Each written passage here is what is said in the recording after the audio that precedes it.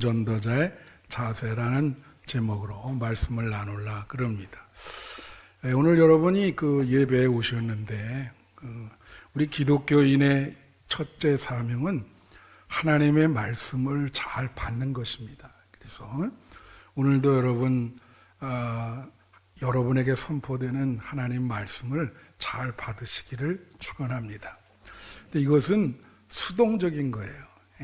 근데 일생 동안 이렇게 맨날 하나님의 말씀을 받기만 하고 어려운고 힘들게 사는 사람한테 그 말씀을 한 번도 전하지 않는 그런 분들이 있어요.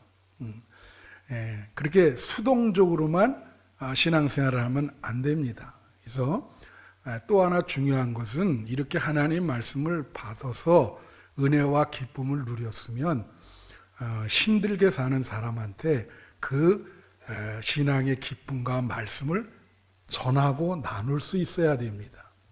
이것이 바로 능동적인 것이에요. 그래서 좀 더 적극적으로 신앙생활을 할 필요가 있습니다. 어떤 분은 평생 전도 한 명도 못하고 그렇게 끝나는 분들이 있거든요. 참으로 불행한 일이죠. 그래서 여러분도 받지만 말고 여러분이 받은 은혜를 나누시는 그러한 분들이 되시기를 축원합니다. 그래서 오늘 그 본문을 보면요, 이사야 40장 1절에 보면 예언자에게 이렇게 말해요. 예언자가 이제 백성들에게 너희 하나님이 이르시되 너희는 위로하라. 내 백성을 위로하라. 그러니까 하나님의 말씀을 가지고 힘들게 사는 사람을 위로하라는 거예요. 너희는 위로하라. 내 백성을 위로하라. 그러면서 9절에 보니까 아름다운 소식을 시온에 전하는 자요. 그래요. 아름다운 소식을 전하라는 거죠.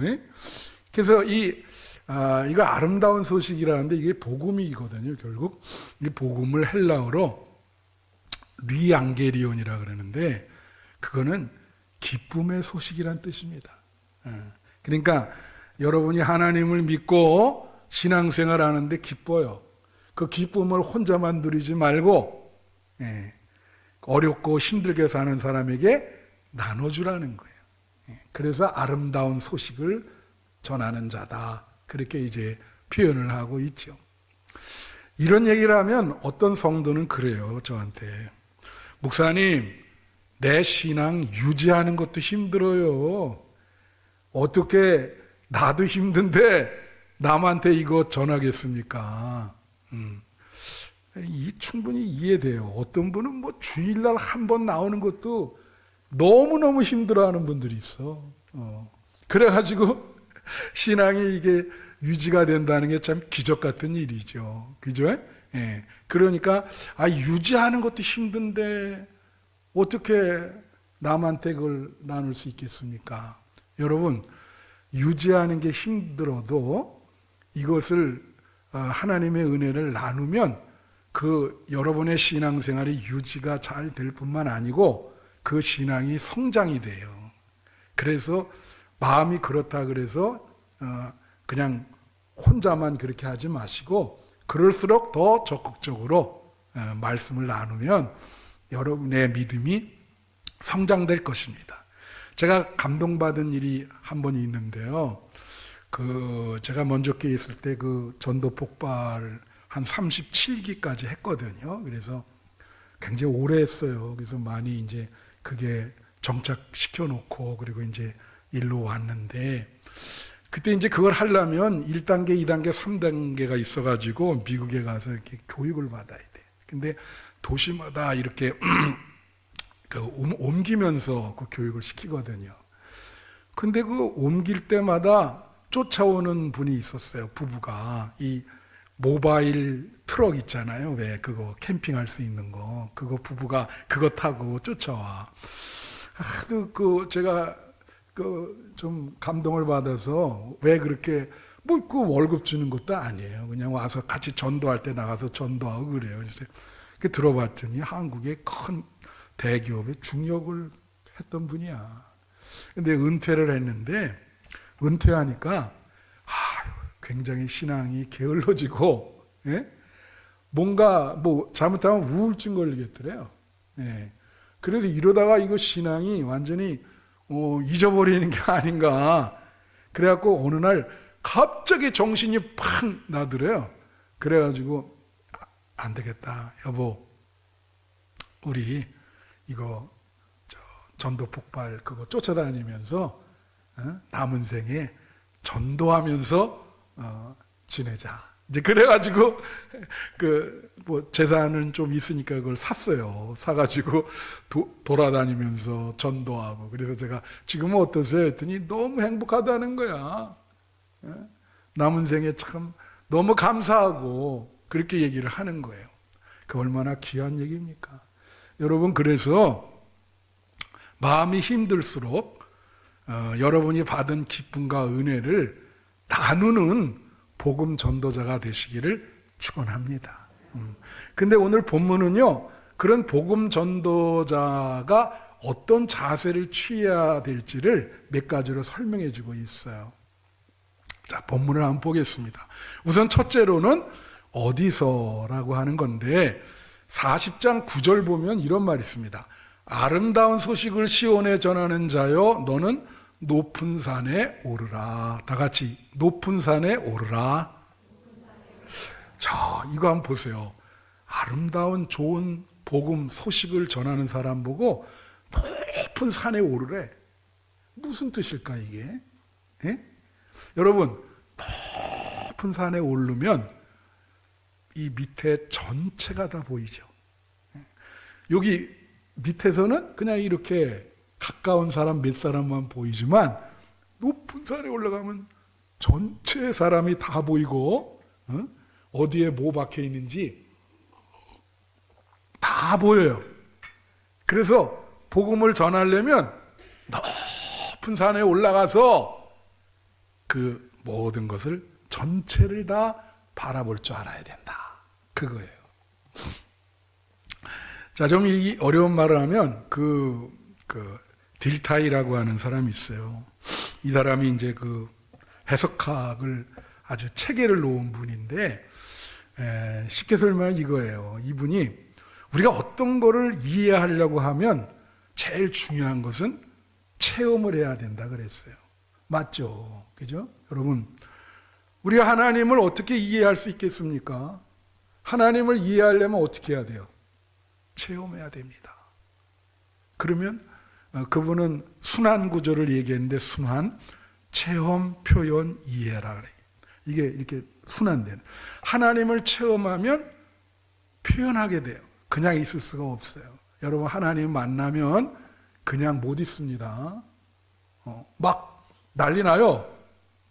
예, 여러분, 하나님 못 만나서 그렇지 하나님 만나면은 가만히 있질 않아요. 가서 막 얘기합니다. 그래서 그게 표현하면 하나님이 이해가 되는 거예요. 그래서 그분은 요 세 구조가 어떤 거를 대상을 이해할 때 요게 제일 중요하다. 대상을 체험하고 표현하고 이해하고 또 체험하고 표현하고 여러분, 하나님을 체험하시기를 축원합니다. 그거는 하나님께 직접 가는 길이에요. 그러면 그 체험을 나눌 수 있어요.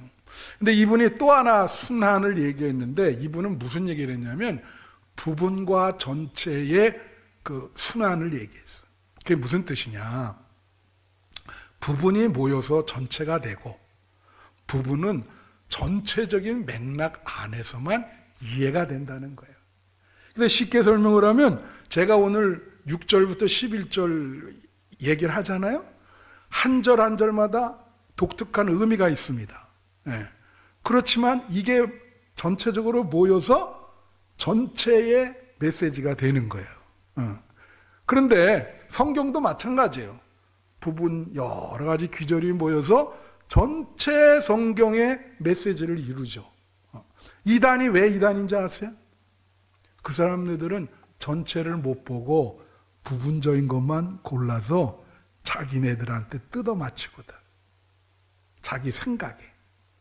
그러니까 이단이지. 전체를 봐야 되는데, 전체, 성경 전체가 얘기하는 그 맥락 안에서 그 귀절을 봐야 되는 거예요. 그럼 여기서 높은 산에 오르라, 그 말은 무슨 뜻이냐면 열방을 품으라는 거예요. 열방을 품으라.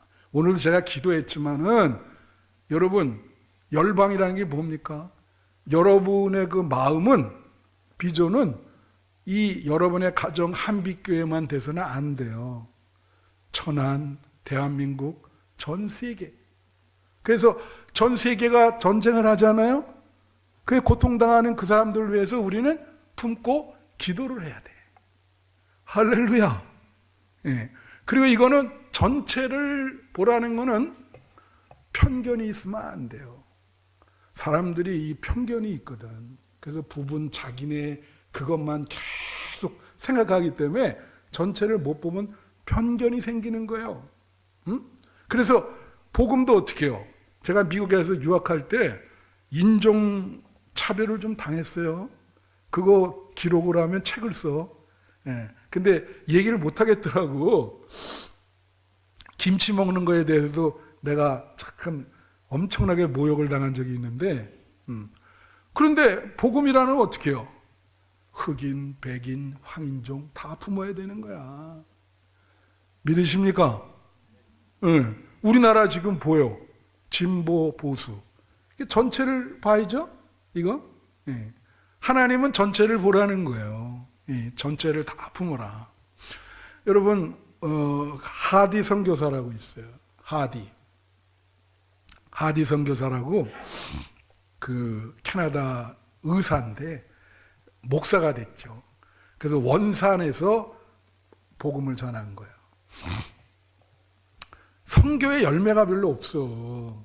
그래가지고 이제 사경회를 선교사들을 다 오라 그래가지고 조선 사람들이죠 그때. 그 조선 사람들을 놓고 사경회를 하는데 하기 전에 이제 기도를 하는데 하나님이 깨달음을 주시는 거예요. 그래서 이제 회개 기도를 이렇게 하면서 거기서 이제 성령이 터져가지고 전체 성령 운동은 대한민국이 1903년 원산에서부터 시작합니다. 그리고 이게 1907년 장대현 교회로 이어져 가지고 전국적으로 가는데 이 운동은 회개 운동이에요. 근데 이 사람이 뭘 회개했냐? 백인이잖아요, 백인. 그때 당시 여러분 조선 사람들 사진 본 적 있어요? 얼굴이 새까맣습니다. 그때 한 150년 전에 그 사진을 보면 정말 이게 완전히 예? 그러니까 이분이 선교 와가지고 백인의 우월성을 갖고 있었던 거예요. 그래서 이 종족은 미개하다.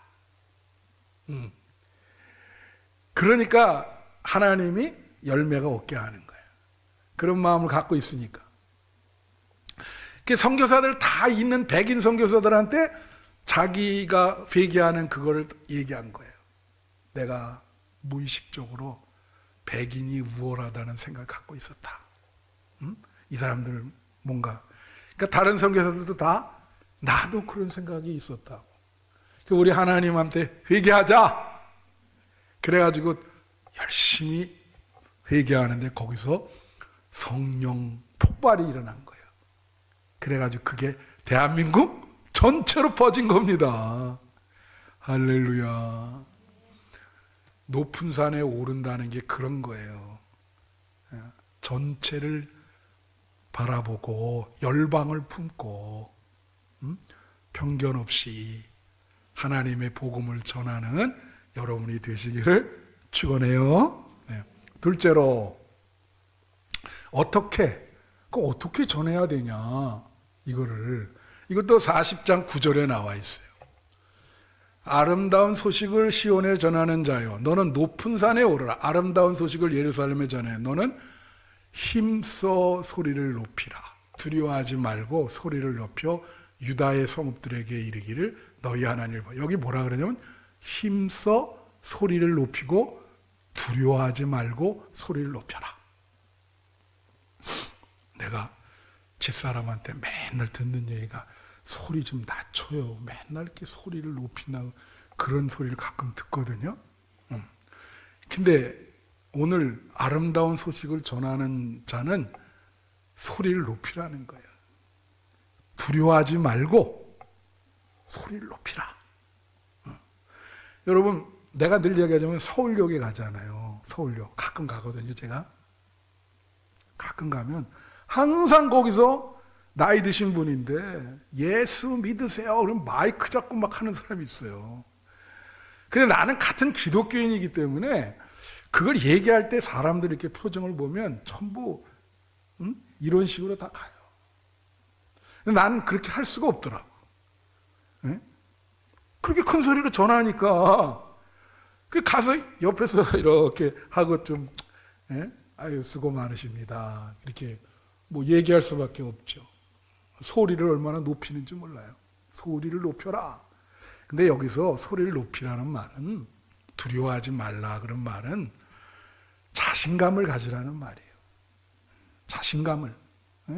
인생에 자신감을 갖고 복음을 전할 때도 그렇고 매사의 일상생활 속에서 하나님을 믿는 자신감을 가져라.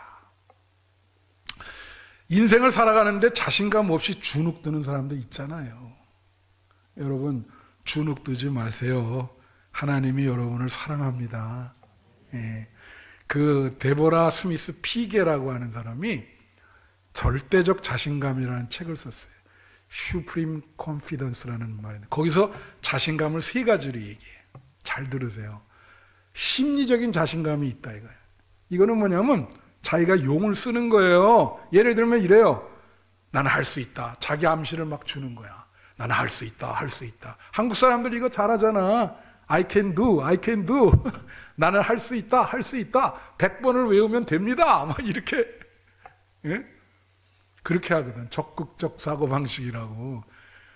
그래서 이제 심리적인 자신감을 얻으려고 그래요. 또 하나는 어떤 자신감이 있냐면 계산적 자신감이라는 게 있어.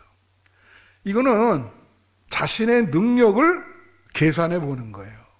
아, 내가 요거는 할 수가 없겠고 요 정도는 할 수 있겠다. 내 능력에 요거는 되겠다. 요거를 합리적인 자신감이라 그래. 계산적인 자신감. 요 정도는 내가 할 수 있지.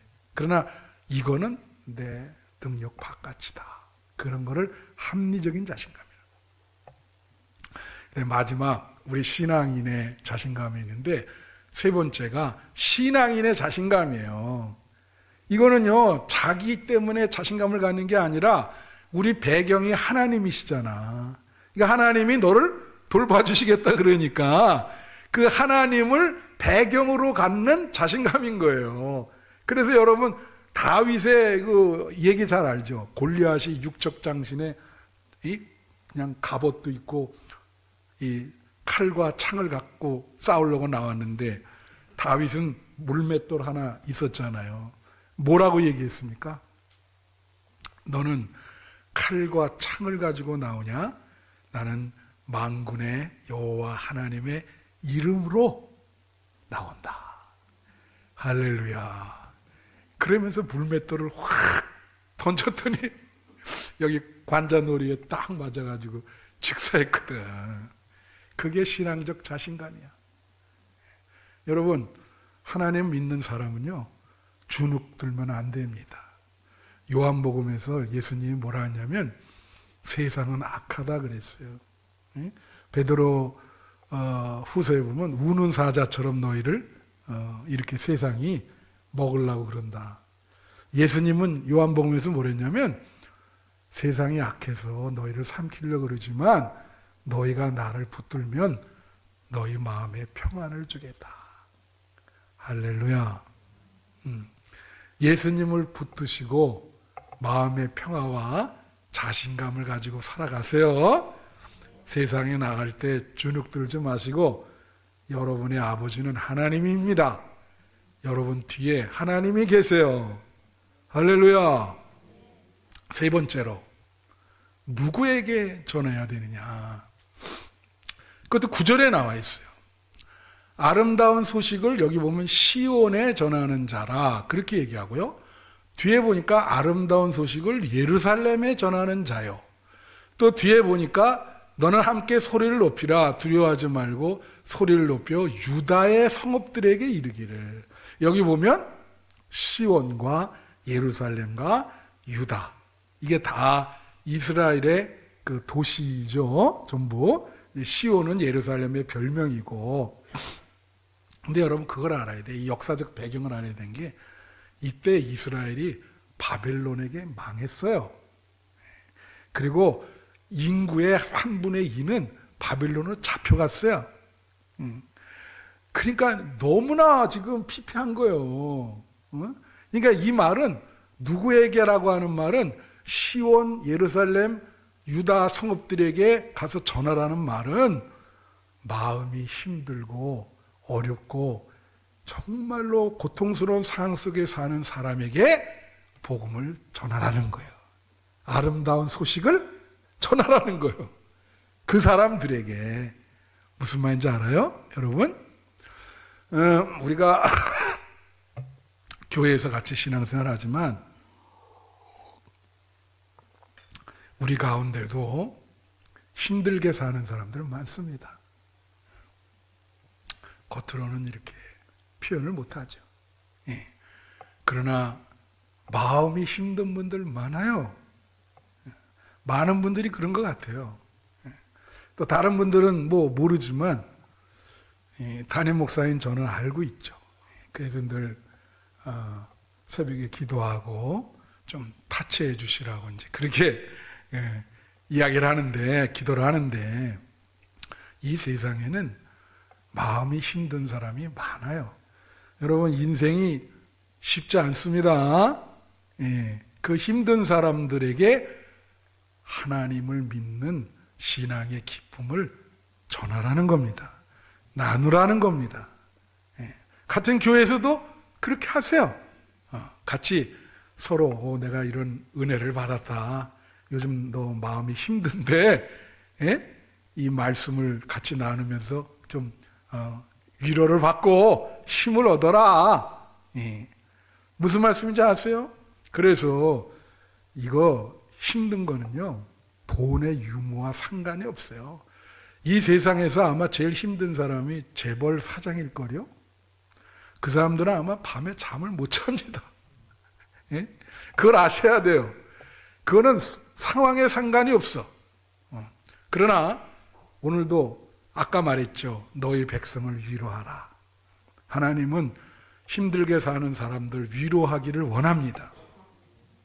예수님이 이 땅에 오신 이유를 제자들에게 설명한 게 있어요. 그게 누가복음 4장 18절부터 19절인데 여기 보면 주의 성령이 내게 임하셨으니 이는 가난한 자에게 복음을 전하고 또 내게 기름을 부으시고 나를 보내사 포로된 자에게 자유를 눈먼 자에게 다시 보게 함을 전파하여 눌린 자를 자유롭게 하고 19절 주의 은혜를 전파하게 하려 함이라. 주님의 은혜를 예수님을 통해서 하나님의 은혜를 눌린 자, 감옥에 갇힌 자, 포로된 자, 가난한 자, 눈먼 자, 억눌린 자들에게 그들이 자유롭게 되도록 내가 왔다 이거죠. 나를 믿으면 그게 자유롭게 될 것이다. 여러분 여기 억눌리다는 말이 뭐예요? 마음이 억눌리다는 무슨 뜻이에요? 스트레스가 많다는 거예요. 여러분 스트레스 많으시죠? 진정한 해방은 마음의 해방이거든요. 억눌린 곳으로부터 예수를 믿고 해방이 돼야 돼. 할렐루야. 그래서 마음이 힘든 자들에게 복음을, 기쁜 소식을 나눠야 된다. 누구에게? 힘든 자들에게. 마지막으로 네 번째로 이제 마지막이에요. 무엇을? 그러면 아름다운 소식을 전하려는데 그 소식의 내용이 뭐냐 이거예요. 그 소식의 내용이. 그 그 무엇을 전해야 됩니까? 그렇게 얘기를 하거든요. 그래서 이 예언자가 물어봐요. 뭘 전하려고 그러십니까? 그게 6절부터 8절에 나와요. 보세요. 말하는 자여 소리여 이르되 외치라 그랬어요. 외치라. 하나님이 외치라 그러는 거예요. 전하라 이거죠. 그랬더니 대답하되 내가 무엇이라 외치리까 하니, 아니 뭘 외쳐야 됩니까? 물은 거예요. 하나님에게. 근데 하나님이 대답하기를, 자 보세요. 유명한 기절이요.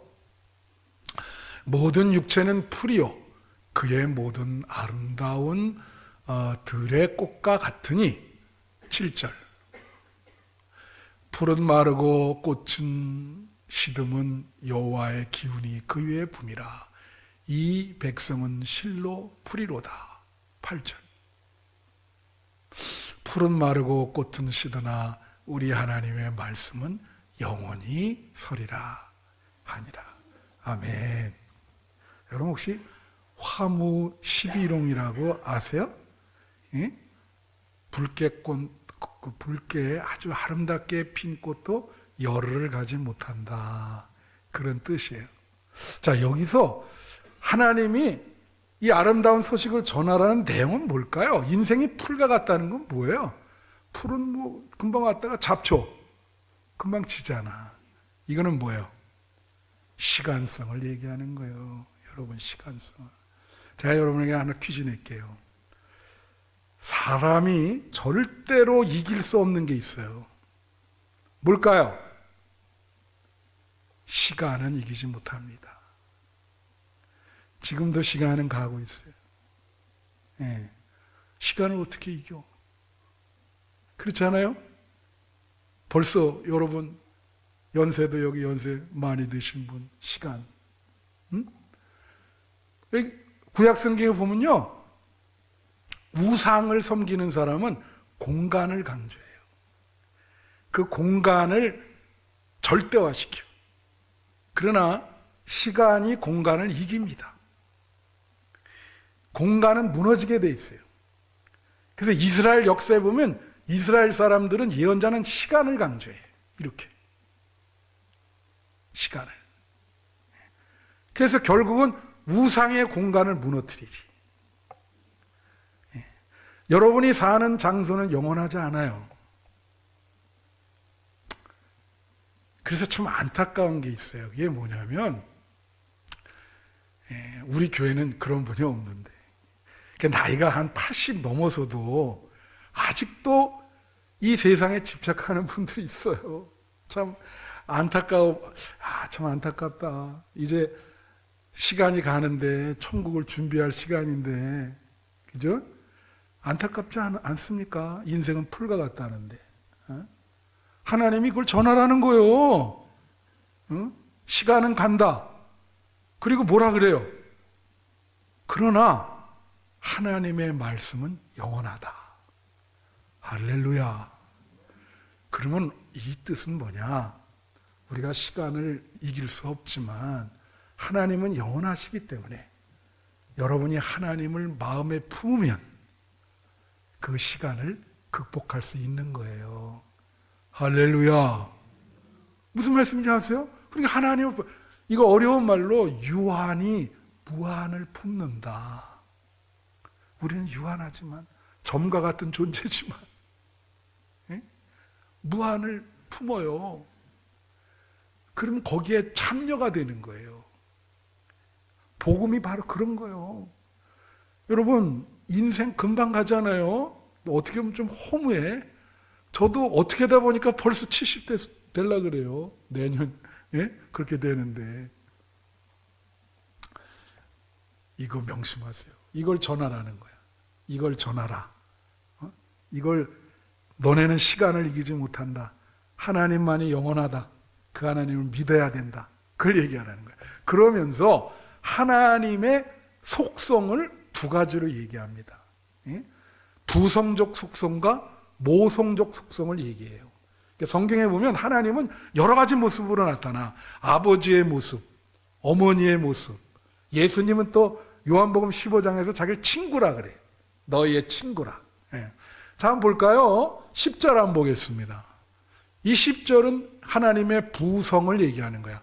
보라, 주 여호와께서 장차 강한 자로 임할 것이요 친히 그의 팔로 다스릴 것이라. 보라, 상급이 그에게 있고 보응이 그의 앞에 있으며. 하나님이 강한 모습. 우리가 마초라 그러죠. 이거 강하다. strong. 하나님은 강해요. 아버지 모습이 있어요. 아버지 모습. 그래서 그의 팔로 다스리는데 이 아버지 모습은 보호하고 잘 살면 상급을 주고 못 살면 이제 벌을 내리는 그런 아버지의 모습이죠. 그게 당신의 모습이라는 거예요. 이걸 전하라는 거지. 이걸 전하라는 거지. 재미나는 얘기 하나 해드릴게요. 요쯤 되면 이렇게 졸음이 오시잖아요. 여기 우리 정덕인 권사님 큰 사위 이름이 강청구예요. 강청구 집사. 그분은 저 만나면 아마 계속 청구서 줄 거예요. 청구, 강청구. 이름이 좋은 것 같아. 본인이 청구하니까. 그렇죠? 근데 아들을 낳는데 그 아들 이름이 강한성이야. 강한성. 근데 그 김경란 집사에게 지나가면서 얘기하기는 뭐냐면 그 이름을 우리 정덕인 권사님이 꿈을 꿔서 그 큰아들을 이 이름을 지라 그랬다는 거야. 그 뭐냐 그랬더니 꿈속에서 찬양 있잖아요. 내주는 강한 성이요. 그걸 부르면서 하나님의 목소리로 그 손주 이름을 강한 성이라 하라. 그래서 그대로 전해줬대. 그래서 강한 성이야. 장로님, 역시 장로님 실합니다. 나는 여기서 거짓말 안 해요. 아니 꿈속에서 하나님이 이름도 가르쳐 주시잖아. 그래서 난 생각했어. 권사님한테 내가 얘기하려는데 딸 하나 더 낳으라 그래서 그 딸을 강한 자. 딸을 강한 자로 지라. 강한 자란 거예요. 예, 하나님은 강하셔서 여러분을 보호하신단 말이야. 그래서 이걸 전하라는 거지. 하나님은 강하시다. 그렇죠? 그 다음이 모성을 얘기해요. 그게 11절이에요. 모성이. 그는 목자같이 양떼를 먹이시며 어린 양을 그 팔로 모아 품어 안으시며 젖먹이는 암컷들을 온순히 인도하시리로다. 여러분, 품에 안는 거는 어머니가 많이 하잖아요. 그죠? 그러니까 그 어려움 당하는 우리 성도들을 하나님이 어머니처럼 품에 안는다는 거야. 할렐루야. 여러분을 품에 안는 거예요. 품에 안죠. 모성이죠. 모성. 네. 하나님은 이런 모성이 있어요. 근데 여기 뭐라 하냐면 젖먹이는 그 암컷들을 온순히 인도한다. 이 표현이 여러분 이 젖을 먹이거나 임신한 암컷은 예민합니다. 엄청 예민해. 제가 언제 한번 얘기했죠. 나는 그 임신한 개한테 물렸어요. 그래 아주 막 여기 막 배반을 꼬매고 막 그런 적이 있거든. 젖먹이는 암컷이라는 건 무슨 뜻이냐면 예민하잖아요. 예민하죠. 지금 그때 예민한 거를 하나님이 온순히 인도한다. 부드럽게 인도한다. 그러니까 하나님은 디테일하게 아주 쉽게 말하면은 아주 섬세하게 엄마가 얘가 뭐가 어디 아픈가? 그런 마음으로 여러분을 인도한다는 거야. 믿으십니까? 너무 하나님이 보시기에 야 얘는 왜 이렇게 예민한가? 여러분 예민한 사람 있잖아요. 권사님 한 예민하지? 강예민이야. 그래서 권사님 예민하다고 그걸 하나님이 타치해 주는 거야. 섬세하게 온순히 인도하리라. 이게 모성이에요. 결론 내립니다. 그래서 결론은 뭐냐면 40장 9절 한번 보세요. 다시 한번 비춰주세요. 여기 맨 뒤에 보면 뭐 아름다운 소식을 시온에 전하는 자여 이러면서 유다의 성읍들에게 이르기를 너희의 하나님을 보라 하라 그랬어요. 다 같이 하나님을 보라. 결론이야. 이게 보라라는 말은 하나님을 생각하라는 거예요. 뭐 하나님 보입니까? 그리고 하나님을 의식하라. 생각하고 의식하라. 여러분, 인생이 줄타기예요. 그죠? 그럼 막 바람 부르면 잘못하면 넘어질 수도 있고 그래요. 줄을 잘 타려면 앞만 보고 갈아야 돼요. 인생 줄타기에서 넘어지지 않으려면 그 맨 앞에서 인도하시는 분이 예수님인 거예요. 그 예수님만 바라보고 가면 틀림없습니다. 할렐루야. 그러니까 제가 매 말씀 마치면서 여러분 지난 일주일 동안 바쁘게 살았잖아요. 예수님 하나님 생각 한번 해봤어요? 그거요 바로 바쁘다 보니까 생각 안 하지. 한 번쯤 생각하라는 거지. 바라보라. 하나님을 생각하라.